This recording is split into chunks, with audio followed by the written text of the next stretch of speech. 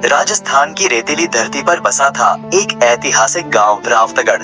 उसी गांव में जन्मा धुरंधर सिंह राजपूत, जो एक ईमानदार और बहादुर जमींदार का बेटा था। बचपन से ही उसके अंदर एक वीर सैनिक की आत्मा थी, लेकिन किस्मत ने उसके साथ ऐसा खेल खेला कि वो एक शांत योद्धा से बदले की आग में जलता इंसान बन गया। साल 2010। धुरंधर का परिवार खुशहाल, इज्जतदार और नेक दिल लोगों का था।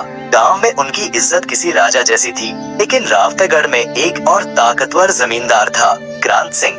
अपने राजनीतिक प्रभाव और काले धन के बल पर लोगों पर जुल्म करता था। क्रांत की नजर धुरंधर के पिता ठाकुर जोरा सिंह की जमीन पर थी। जब जोरा सिंह ने जमीन बेचने से इनकार किया, तो विक्रांत ने एक भयानक साजिश रची।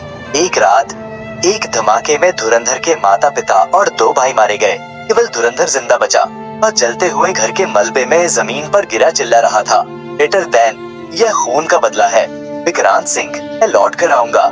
इसने इस हत्या को दुर्घटना बता दिया। क्रांत के प्रभाव के कारण गवाह सामने नहीं आया। धुरंधर को पागल घोषित करके अनाथालय भेज दिया गया, लेकिन वो पागल नहीं बना, एक शांत तूफान बन गया।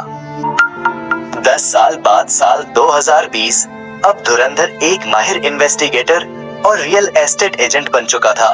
उसने अपनी एक नई पहचान बनाई, सिंह के नाम से वो वापस रावतगढ़ लौटा। क्रांत अब एक बड़ा राजनेता बन चुका था, लेकिन अंदर से वही शैतान था। धर ने चुपचाप अपने बदले की नींव रखी। क्रांत के सबसे करीबी साथियों को एक एक करके बर्बाद किया, धंधों के काले राज उजागर किए, बेटे को ड्रग्स केस में गिरफ्तार करवाया। अंत में विक्रांत को उसी के महल में कैद कर दिया। धर ने विक्रांत के सामने अपना चेहरा तब दिखाया, पूरी तरह तबाह हो चुका था। अंत के चेहरे पर हवाइयां उड़ रही थी। दैन धुरंधर, याद है वो रात? अब तुमने मेरे परिवार को जलाया था। मेरी रात कभी खत्म नहीं होगी। ने विक्रांत को कानून के हवाले कर दिया।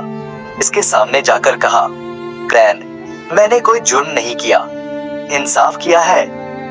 अदालत ने धुरंधर को बेगुनाह करार दिया, जिसने सच्चाई के रास्ते पर चलकर बदला लिया था। रावतगढ़ के लोग उसे सिर्फ धुरंधर नहीं, इंसाफ का राजपूत कहते हैं।